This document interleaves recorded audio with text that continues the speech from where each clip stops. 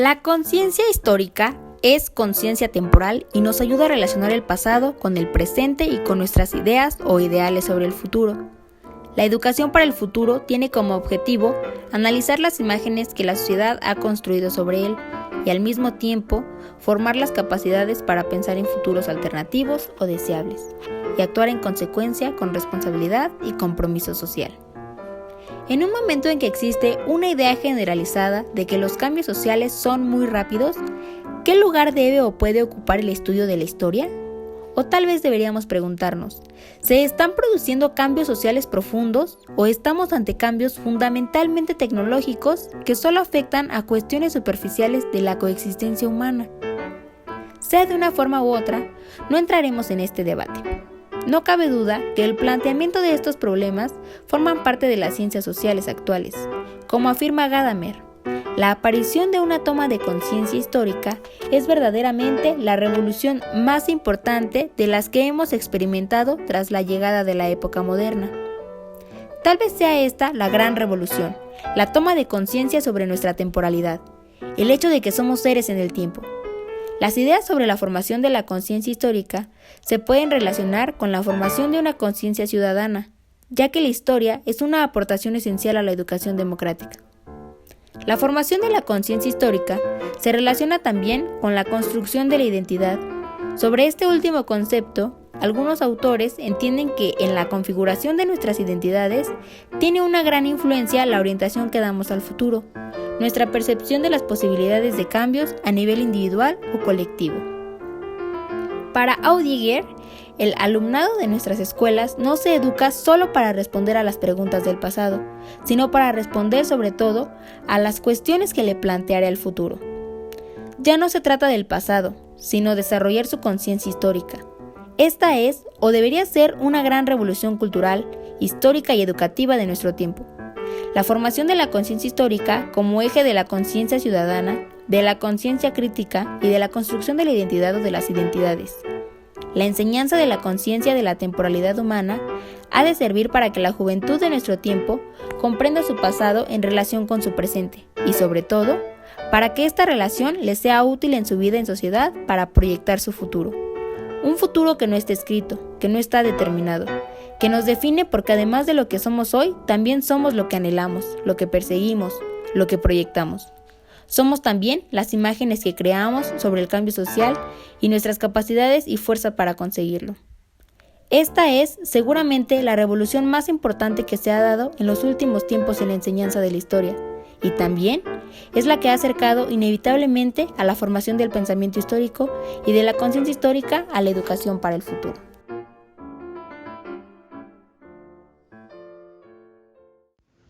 La enseñanza de la historia en algunas instituciones educativas está transversalmente determinada por un tipo de representación que afecta y limita los procesos formativos que se derivan de ella.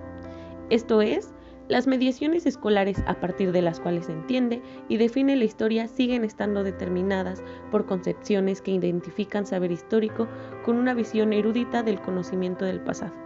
En este sentido, saber historia implica conocer curiosidades de otros tiempos, recordar datos y fechas, o simplemente recitar nombres de personajes pasados que se consideran fueron fundamentales dentro de la formación del Estado-Nación.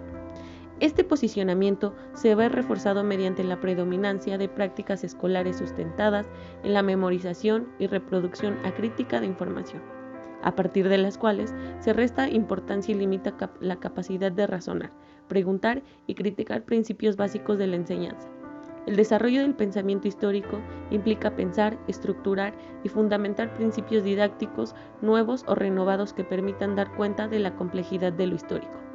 Es necesario generar pensamiento histórico y formar individuos agentes de cambio al promover una actitud de indagación y de investigación a través del pensar históricamente. Es por eso que durante la quinta jornada de intervención en la Escuela Secundaria Rosario Castellanos, ubicada en San Pedro de la Laguna, se utilizó el Puente de Fierro, ubicado en San Pedro, como fuente primaria para enseñar el tema el Porfiriato, en el tercer año de secundaria, ya que mediante esta fuente se logra que los alumnos de secundaria tengan un acercamiento a una estructura que data del año 1900, cuando Porfirio Díaz inauguró dicho puente para que por este pasara el ferrocarril. Dicha estructura nos sirve para que los alumnos comprendan su importancia en la época porfiriana, ya que en el ámbito interno los ferrocarriles facilitaron la reciprocidad regional e interconectar los mercados locales, derivando en una mayor circulación de productos y personas. Estudiar la historia del ferrocarril permite entender la configuración del país y cómo influyó en la conformación económica, política, social e incluso geográfica de México. El tener una estructura de esta magnitud en la localidad permite saber cómo eran las vías y estructuras ferroviarias durante el Porfiriato, y esto les permite a los alumnos crear una conciencia histórica, ya que esta fuente primaria nos ayuda a que indaguen e investiguen a través de elementos que tienen en su lugar de residencia.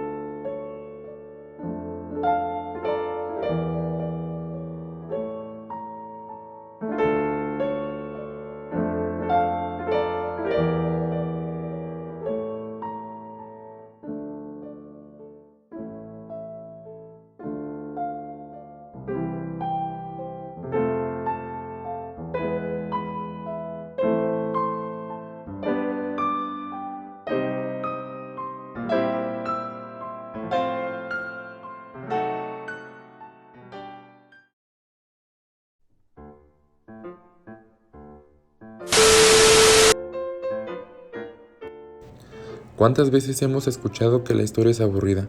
Y de cierta manera la enseñanza de ella no hace mucho es tradicionalista y monótona. Hasta me atrevería a decir que somos de las primeras generaciones en hacer un cambio en la enseñanza de la historia. El ejemplo que les acabo de mostrar es una actividad dentro de mi jornada de prácticas. Para ser más exactos, el tema a trabajar era el Porfiriato. Dentro de esta actividad se busca el embellecer o disfrazar de cierta manera un tema para capturar la atención de los jóvenes, dándoles así una posibilidad del por qué se encuentra cerrada la caja de agua hacia el público. Además que este lugar emblemático, el cual inauguró Porfirio Díaz en 1900, está a escasos minutos de su hogar, y que un personaje tan importante como Porfirio Díaz estuviese tan cerca, les abre posibilidades de encontrar información dentro de su comunidad. La historia de la laguna es antiquísima. En 1521 fue objeto de grandes obras de ingeniería hidráulica para coadyuvar al desarrollo de la agricultura, la producción de alimentos, la expansión del comercio a través de la intercomunicación de canales en áreas como Xaltocán, Ecatepec, Tenochtitlan, entre otras. En una entrevista hecha a la señora Isaura Rodríguez Monroy, contó una historia acerca del lago de Zumpango. Doña Isaura inició su plática diciendo: hace muchos años para ser precisa el día 24 de marzo de 1986, se tuvo la noticia que los naturales de Cuautitlán se querían apoderar de toda la laguna de Zumpango. El virrey de aquella época prometió que el pueblo que juntara un becerro de dinero sería el dueño de la laguna. La audiencia se llevó a cabo en Cuautitlán, cuando el virrey tenía ante su presencia a la Comisión de Naturales del barrio de San Pedro, Zumpango de la Laguna. Hizo a un lado los cortinajes de las ventanas y atrás de uno de ellos encontró el becerro de dinero que los naturales de San Pedro habían reunido y llevado al virrey. Además, su sirvienta, María Montaño, nacido en el barrio de San Pedro, perteneciente a Zumpango de la Laguna, le suplicó con lágrimas en los ojos que no les quitara su laguna. Se rumoró que María Montaño se había hecho amante del virrey para defender la laguna. También, la tradición oral de antaño de todos los barrios de Zumpango de la Laguna afirmaba que el templo católico de San Pedro Apóstol, que se conserva en el panteón municipal de ese lugar, fue construido con la participación de los pobladores de los barrios con el propósito de conservar la laguna a favor de los zumpantecas, poblándose el barrio con familias de todo Zumpango. Hoy en día la laguna de Zumpango ya no es la misma de antes. Los desechos producidos por el hombre, los cambios que le dieron cada virrey y conquistador, provocaron consecuencias casi irreparables para este lago, como el que ya casi no hay raíces de las que se puedan sustentar los pobladores, o la pesca ya no sea la misma de antes. O bien, la Ciudad de México, que hasta la fecha tiene consecuencias como el hundimiento progresivo de la superficie, la escasez de agua en la ciudad, todo esto debido a los cambios que los españoles trajeron consigo tras la conquista, como su propio sistema de calles y plazas, drenando lagos y talando los bosques.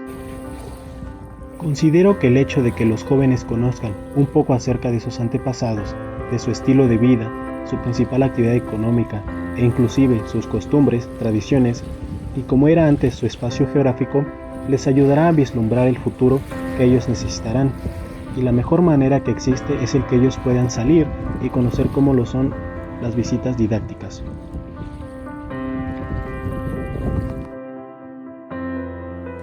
San Pedro de la Laguna es un barrio de Zumpango conocido por tener pobladores mayoritariamente católicos, y como es de esperarse, el barrio cuenta con dos iglesias, la iglesia del Señor de la Resurrección y la iglesia de San Pedro Apóstol, que son los lugares donde se festejan los días santos.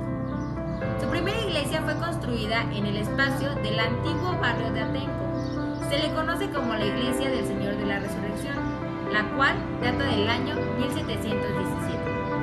La cruz atrial es de arte de Kitki, elaborada por pobladores indígenas de la época. Y en 1906 se construyó la iglesia de San Pedro Apóstol, el santo patrono del oficio pescador.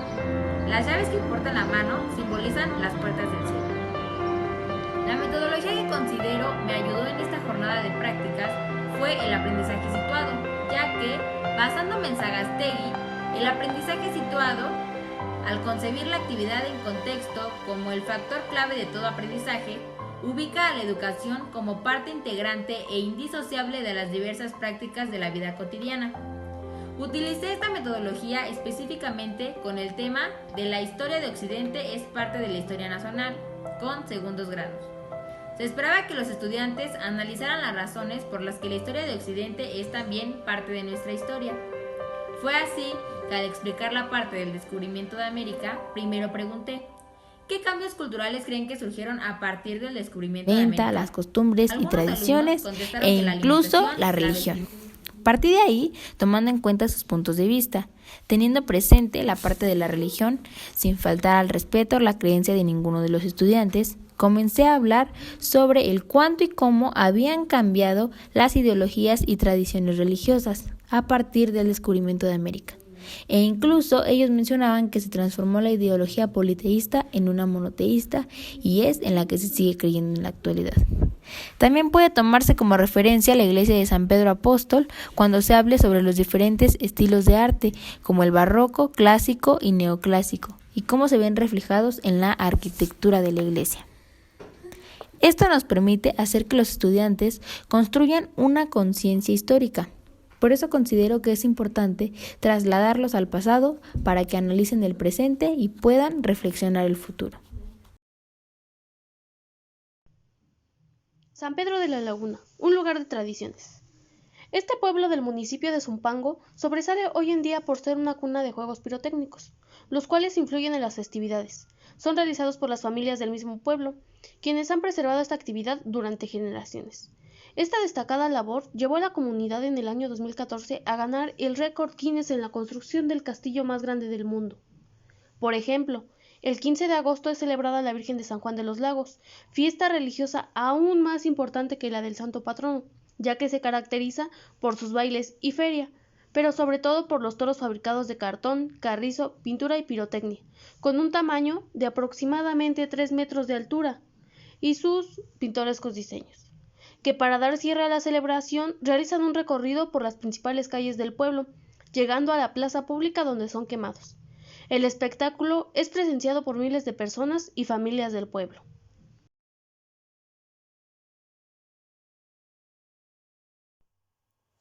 Es importante considerar que dichos hechos y procesos afectan hacia la enseñanza de los alumnos, ya que suelen ausentarse por haber asistido a esas festividades, o cuando asisten desvelados.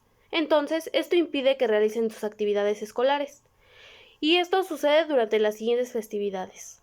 En el mes de junio, que es festejado el santo patrono San Pedro, la fiesta al Señor de los Milagros, la celebración del Santo Jubileo y la quema de Judas. Con los grupos de segundo D, E y F de la Escuela Secundaria Rosario Castellanos, para dar el tema de hechos y procesos históricos, mencionando que una festividad corta como es la de la quema de toros puede tomarse como un hecho, ya que es un acontecimiento corto, pero una feria en San Pedro es un proceso, ya que dura bastantes días y se planea días antes para obtener mejores resultados durante los procedimientos para que se lleve a cabo año tras año.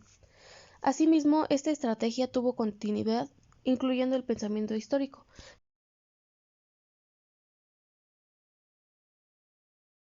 La manifestación cultural de San Pedro de la Laguna.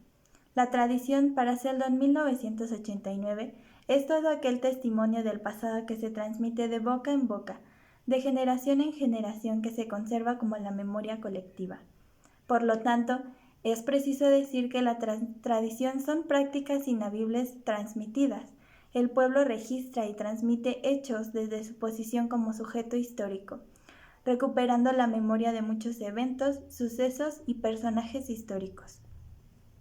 Desde el año 1262, Tochpantecatl fue el señor principal de Zumpango, nombre prehispánico de Zumpango. Fue en el periodo en el que los aztecas permanecieron en este lugar. Ilhuiacatl contrajo matrimonio con Tlacopatzin, mujer de nobleza azteca, y siguiendo la línea de sucesión, Acamapichtli fue el primer gran señor de este pueblo. Bajo la influencia en 1361. Azteca, se colocaba una hilera de calaveras humanas a manera de tributo o ritual religioso que alimentaba a los dioses prehispánicos, realizando recorridos a lo largo de las calles como parte de la cosmovisión mexicana. En los primeros años de la hispanización en Zumpango, las influencias religiosas fueron promovidas bajo la doctrina católica, pues Zumpango fue asignada como cabeza de la doctrina en 1566 bajo responsabilidad de Alonso Ávila Alvarado. Con el paso de los años se construyó el templo del Señor a San Pedro, que mantiene relación con la capilla de San Juan de los Lagos, mismos a los que se ofrecen ceremonias religiosas que incluyen la peregrinación en las calles. Actualmente, en San Pedro de la Laguna, se festeja el 15 de agosto a San Juan de los Lagos, que consiste en la fabricación de toros. Los toros significan, es un significado, ¿no? El recorrido que hacen y ahí todos van adorándolos y así, como en los 10 mandamientos, cuando hacen un becerrito de oro y que su madre, y así, ¿no? Entonces, así es, por eso, y ves que cuando lanzan los mandamientos, se quema el torito.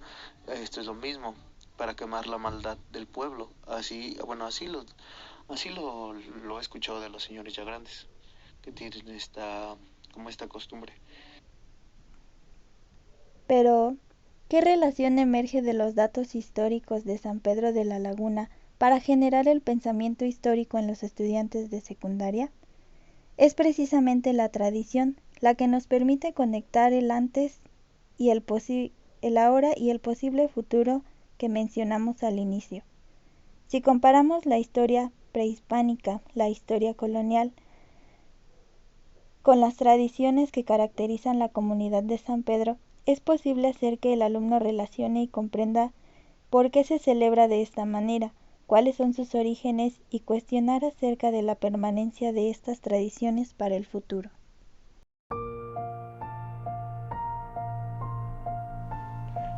La enseñanza de la historia debe tener en cuenta las capacidades de pensamiento complejas, donde se aborden conceptos históricos y habilidades como el planteamiento de problemas del pasado de forma crítica, el uso y manejo de fuentes y pruebas históricas, el desarrollo de una conciencia histórica y una correcta argumentación, donde se vaya más allá de un relato lineal del pasado y se tengan en cuenta las causas y consecuencias, los cambios, las continuidades, la perspectiva histórica y el análisis crítico de fuentes. Es necesario que la historia que se transmite a los alumnos deje de mostrar el pasado como un relato lineal de hechos, fechas y definición de conceptos, ligados principalmente a la historia política y a los principales representantes del poder. Esta práctica provoca una concepción errónea en el alumnado, que piensa en la ciencia histórica y en el pasado como realidades miméticas. Además, de esta forma se muestra la historia como un saber cerrado, alejado de los intereses del alumno. El método del historiador se obvia y los hechos del pasado se muestran de forma acrítica y como elementos objetivos. Ante esta circunstancia es necesario la búsqueda de temáticas relevantes para el alumnado y que muestren al conocimiento histórico como un saber necesario para abordar los problemas sociales del presente y del futuro. Todos estos elementos planteados a través de problemas específicos y con actividades que permitan la reflexión, el análisis y la indagación. Hoy más que nunca es necesario formar la conciencia histórica y educar para el futuro. Si nuestros jóvenes no disponen de imágenes alternativas del futuro, con argumentos de la experiencia humana, si no son capaces de pensar en futuros sostenibles, si no los ayudamos a construir escenarios del mañana, donde exista una mayor justicia social y más solidaridad, si estas imágenes no existen ni tan siquiera en la imaginación de la juventud, ¿cómo podrán hacerlas realidad?